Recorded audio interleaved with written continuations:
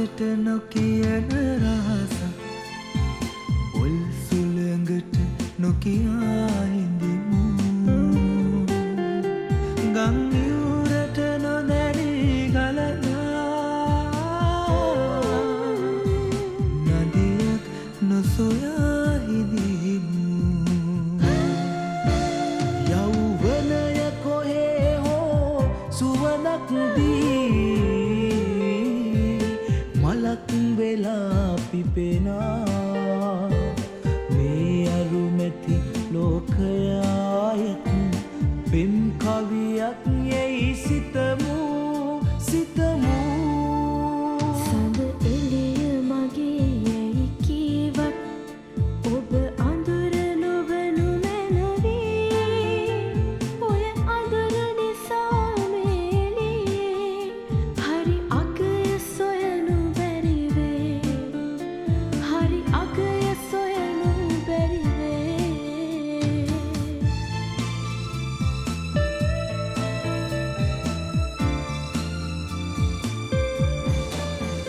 අපි වින්වයාවි යම් දිනයේ වැහි බින්දු වගේ සුළගේ එක සයුරකදී නොමුණුතින් එය අරුමයක් දෙමිතුරේ මිතුරේ සඳ එළිය මගේ යැයි කීවත් ඔබ අඳුර නොවනු මැනවී ඔය අඳුර නිසා මේලියේ හරි අගය සොයනු බැරිවේ හරි අගය සොයනු බැරිවේ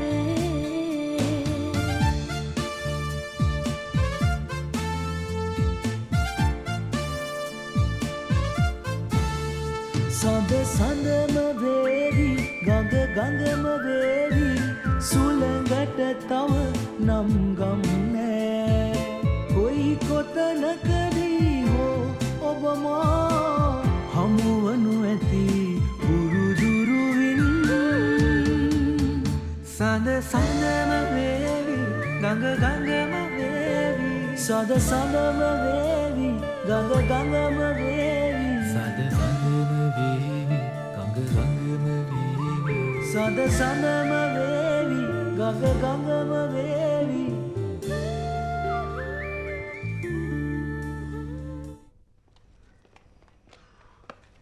මාර මහන්සි නේ බං. කන්න බොන්න දින දේවල් ටික ගනින්. මොකද බං ගෙවල් දොරවල් වහලා මේ බුරුවා කොහෙද ගිහිල්ලත් දන්නේ නැහැ බං. ඇයිද ඔබ කිව්වේ ඌට යන්න යන තැනක් නැහැ කාත් කවුරුවත් නැහැ කියලා ඒක නම් එහෙම තමයි. ඒ වුණාට බං මූ මදුරුලා ගෙදර යනවනේ. මට පේන්නේ මූ අද එහෙ වින්න බහැලා වගේ. මට පේන්නේ මචං මෑන් මදුරිට ලව් වගේ නේ. එහෙම දෙයක් වෙලා හරි මචං. දිලීපේ එක්ව කරගහන කොච්චර දෙයක්ද? අපි නිදහස්නේ. මේ ඒක නෙමෙයි. අර කෙල්ලෝ දෙන්න දැක්කේ නෑනේ බං.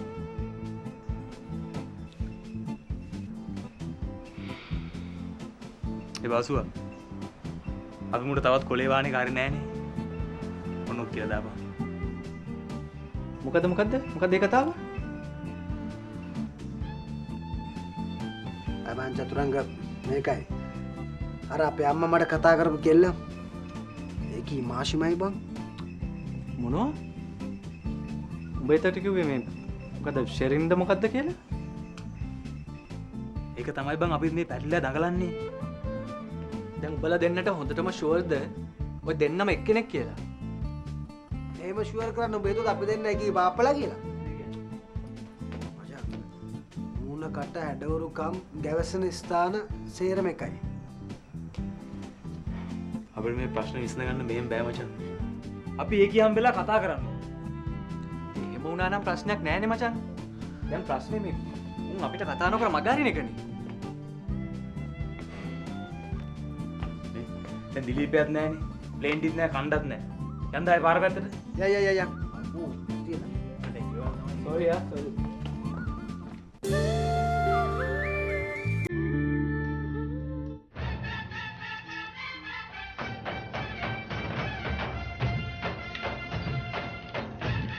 මේ මధుරි මොකද්ද මේ කංකරච්චලේ ආ? ගහන මම මේක පොළවේ. අඩු කරපන්. අඩු කළාපන්.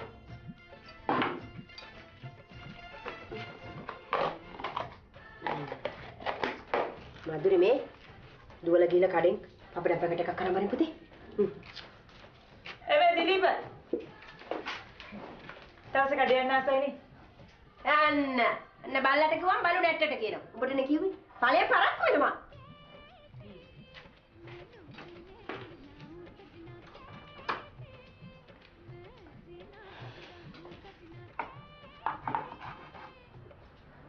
දිලීප ළමයා. ඔය ළමයට කාට් කවුරුත් නැහැ කිව්වා නේද? ඒකනේ නේද මට තියෙන දුක. අන්තිමට හිටියේ දොස්තර නෝනා විතරයි. දැන් යත් කියා. අපිට ඒ කියලා කවුද ඉන්නේ ළමයෝ? ඔය වගේම තමයි. මායි මధుරී විතරයි. ඒකනේ නේද මම පුළුවන් වෙලාවට ඇවිල්ලා උදව්වක් කරලා යන්නේ. ඒක නෙවෙයි දිලීප. අපි දෙගොල්ලම එක වගේ හින්දා නරකද මధుරිව කසාද බැන්දොත්? මොනවා? මේ මම දිලීපා කැමැති නම් ඕක අත්හැරලා දාන්න. මధుරගෙත් කලවයස හරිනේ. ඒකයි මං කිව්වේ. මට ඔය කෙල්ලගෙන් නිදහස් වෙනකම් මහා බරක්. මගේ අකමැත්ත නෙවෙයි නැන්දේ. කොහෙද ඉතින්? අපේ මధుරි නංගි මට කැමති නෑනේ. දිලීප පිරිමියෙක් වුණාම ඔහොම බෑ. කැමති කරගන්න දැනගන්න ඕන.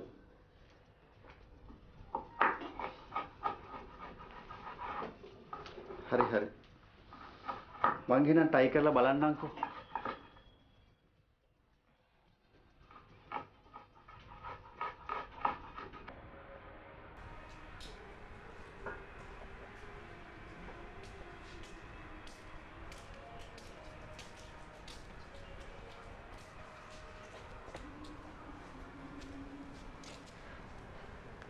අප්පච්චි මම චාපක් කළා ගෙදර ගිහිල්ලා එන්න. අද එහෙ ගිහින් වැඩක් වෙන එකක් නෑ. ඒ මොකද? මම දැක්ක එහෙට කට්ටියක් එනවා. මම හිතේ අර මකුල් ගෙදරට එන කට්ටිය වෙන්න ඕන.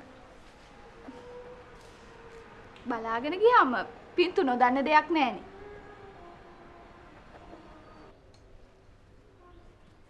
ඔය වාහන කීයෙන් කීයද මෙහෙට එන්නේ? ඉතින් කාටද මතක හිටින්නේ නැත්තේ? පින්ටු කියන කතාව ඇත්තටම දැන් කොහොමද අපි එහෙ ගිහලා වැඩක් නැහැ.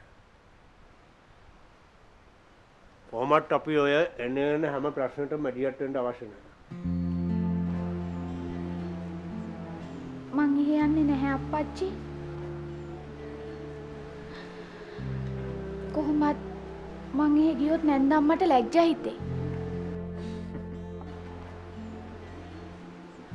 මන් දැන් යන්නේ එකටත් උන්දගේ හැටි කැමැත්තක් නැහැනේ. වා ඔහොම තමයි ඉතින් රාජධානිය වල හැටි. හිටේ ගමන් අනුරාධපුරේ ඉඳලා පොළොන්නරු වෙනවා. ඊට පස්සේ ඉතින් ඔය දඹදෙණී ආපහු ගම්පොළ කෝට්ටේ ඔය හිටපු ගමන්ම දොරටුපාලත් රජ වුණා කියන්නේ. ඒ රජ වුණොත් ඉතින් මේ රංජු අයියා තමයි. අනේ මේ පිස්සු කතා නොකිය ඉන්නවා පින්තු. කොහොමද ඒ කට්ටිය යනකම් මං එහෙ අනේක හොඳ නැහැ. පින්තු අයියා බලාගෙන ඉඳලා මට කියන්නකෝ. ඕක මොකද්ද? කවුරුවත් යන්නේ නැහැ මට හොරේ.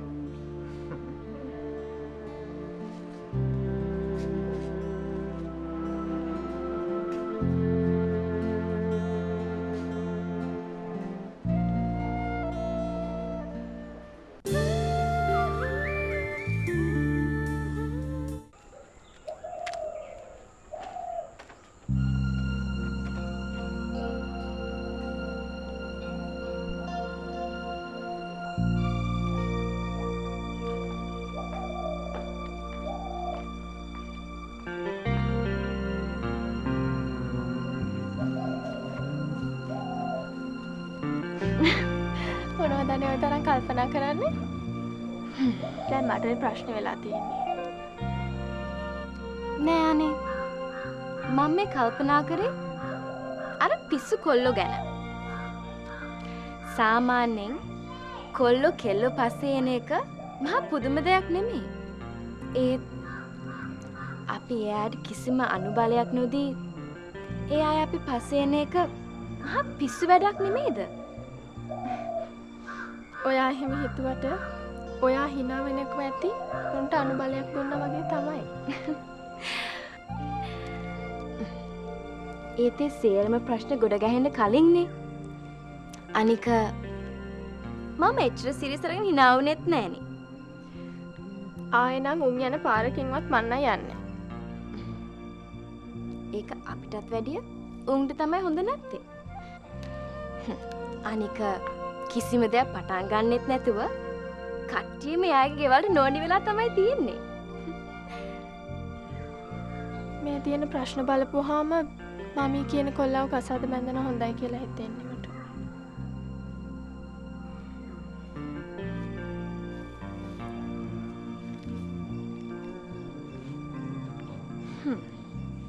එහෙම හිතනවා නම් එහෙනම් හරියට වචනයක් නොදී එයාව හම්බෙන්න බලන්න. එකපාරටම එයාව දැනගන්න නැතුව වචනයක්වත් දෙන්න බැහැනේ. කැමති වෙන්නත් බෑ. අනේ ඔය වෙන දෙයක් වුණාවේ අනේ. මම ඉතින් මොන දේ කිව්වත් අන්තිමේට මට මමයි පපයි කියන දේ තමයි අහන්න වෙන්නේ. මොකද ඉතින් මට කොල්ලෙකුත් නැහැනේ.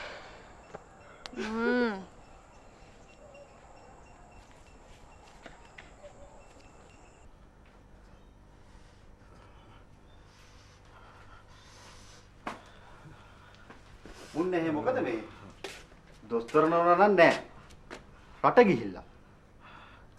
අනේ මහත්තයෝ එහෙම කියන්න එපා. මට නිින්ද යන්නෙත් නෑ. කන්ටත් බෑ. මේ දතක කකිනවා. ඉතින් මිනිස්සු ඕකට ගිහිල්ලා අර හන්දියේ දොස්තර මහත්තයාව හම්බෙන්න. ඉතින් ඕවට මෙහෙ බෙහෙත් නෑනේ. එක්කෝ ඉතින් ඔය කැක්කුම තියන දොස්තර මහත්තයා හම්බෙන්න බෑනේ නේද? කැක්කුම අඩු වෙන්න මම පෙත්තක් දෙන්නම්. කැක්කුම අඩු වුණාට පස්සේ හන්දියේ දොස්තර මහත්තයාට පෙන්නන්න. හොඳයි.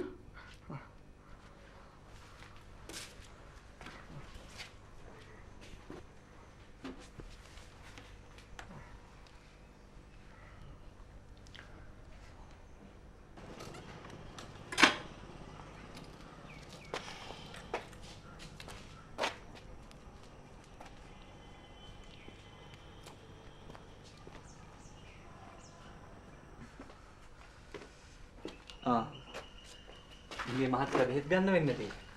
දොස්තර නෝනා නම් මේ දවස්වල නැහැ. ඒකට කමක් නෑ. මහත්තයා ඉන්නවා. තාමුසටත් බෙහෙත් ගත්ත එකි.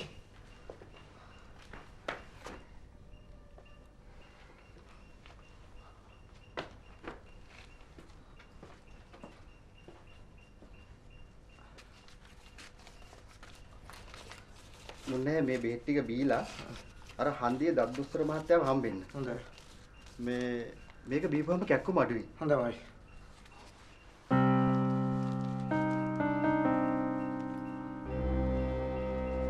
මේක තියාගන්න. නෝනට දෙන්නෙත් මෙච්චර තමයි. ගන්න.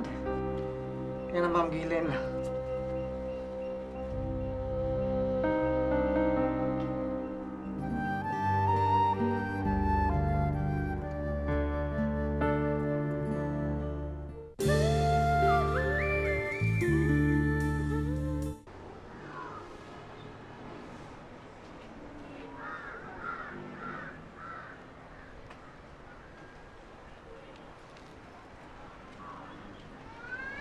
මధుරි බොහොම නටනටා ඉඳලා හරියන්නේ නෑ බං.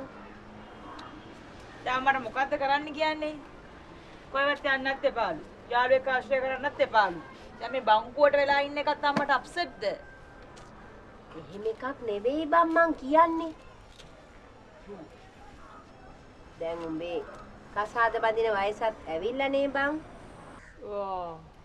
ඉතින් කසාද බඳින මිනිහෙක් හොයාගන්න එපේ. මෙහෙම බංකුවක් උට වෙලා හිටියා කියලා මිනිහෙක් හොයාගන්න බෑනේ. හැබැයිට ඔය හොයාගත්තේ වයි අපූර්ව දැක්කනේ. උඹව ගෙනියන්නේ යකඩස්සේ කුඩ කුමාරයෙක් කියන්නේ නෑ මීහා කරියේ. අඩේ ඉතින් මට එහෙම කියලා මීහරකෙක් බඳින්න බෑනේ. මං ගෑණියෙක්නේ. වචන නම් තියෙන ඔලු ගෙඩිය නැති වුණාට. අපි ලං කර ගන්න ඕන අපිට ගැළපෙන උ. මං හිතාගෙන ඉන්නේ දිලීපයවත් උඹට කසාද බඳලා දෙන්න කියලා. මොකක්? අර අම්මගේ කාලගෝලයද? අනේ මේ මට නම් බෑ ඌව බඳින්න.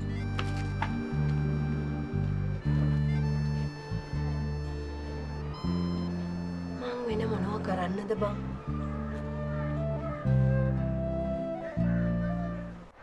දැන් ඔය කෙහෙල්මල් කසාදේ ගැන හිතන එක නවත්තන්න. හා? අපි අපේ එක්සෑම්ස් ගැන හිතන්න ඕන. මම ඊට ඔය මිනිස්සයා මාස දෙකකට කලින්වත් හම්බෙලා තිබ්බනම් කසාද බඳිනින් කෙසේ වෙතත් මරා ගන්නවත් තිබ්බා. කොහෙද? නිකන් හිටපු මාව කණ්ඩ ආවනේ. ඒ වුණාට ඉමු අපේ ටාගට් එක මේ බහුබූත නෙමෙයිනේ. මේ බහුබූතය නිසා අපේ ටාගට් මිස් කරගන්න එක කියන්නේ අපරාධයක්. මේ කොල්ලෝ කියන જાතිය යනවා එනවා එච්චරයි.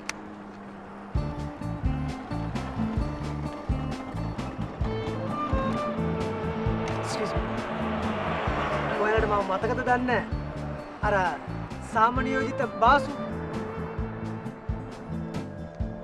මේ අපිට ඔයාගේ සාමෙන්වත් යුද්ධෙන්වත් වැඩක් නැහැ. කරුණා කරලා පැත්තකට වෙලා ඉන්නවද? පොඩ්ඩක් මම කියන දේ අහන්න. මටවත් ටිකක් කතා කරන්න ඕනේ. මේක අපි දෙන්නගේ ජීවිතය පිළිබඳ වැදගත් ප්‍රශ්නයක්. මොකක්? මේ ඔයාටයි මටයි කිසිම කතාවක් නැහැ. ඊට පස්සේ අපිත් එක්ක කතා කරන්න හදලා නිකන් අමාරුවේ වැටෙන්න එපා. තේරුණාද? යන් අපු.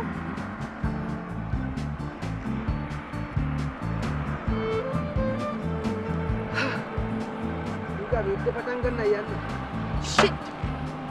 මේ කෙල්ලන්ට අපේ ප්‍රශ්න තේරෙන්නේ නැහැ.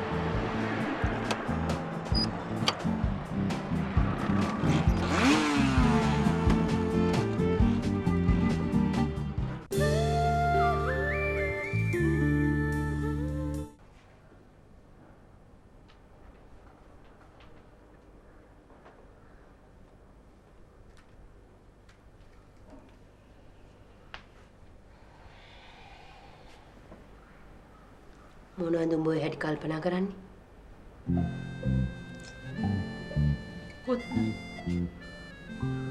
මං කියපුවට උඹ ඔය හැටි හිතන්න ඕනේ නෑ. මාත් කැමතියි මధుරි. උඹ ආකාශ වගේ චතුරංග වගේ එකෙක් කසාද බඳිනවට. ඒත් ඉතින් එහෙම වෙන්නේ නෑනේ බං. දැන් මේ කතාව වලින් වැඩක් නෑනේ.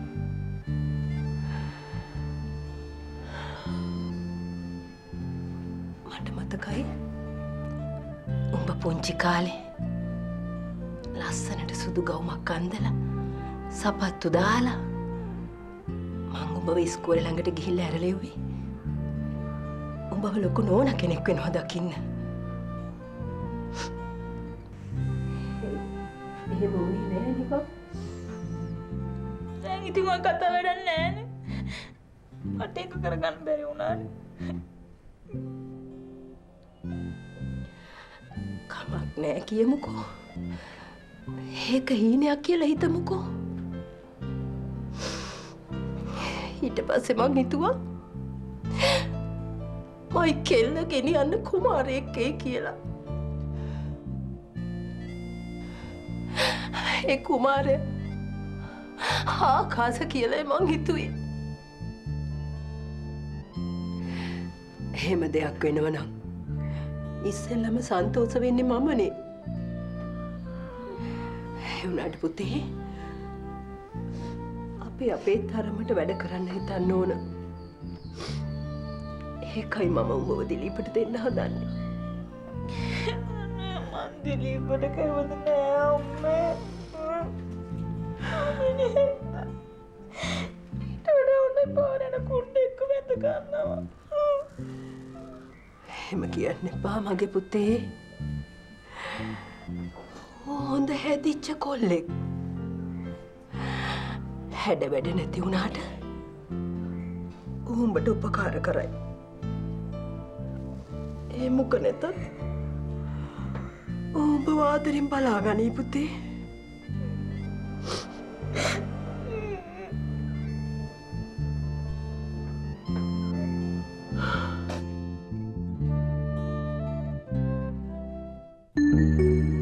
අක්ෂරා ඩැඩි ලොකු ප්‍රශ්නයක් වගේ. යමන් තවත් අංකල්ට මල පන්නන්න නැතුව යන්. අක්ෂරා කුමාර ඇයි මේ ආපු ගමන් කෑ ගහන්නේ මොකද මොකද්ද ඉඳු මේකේ තේරුම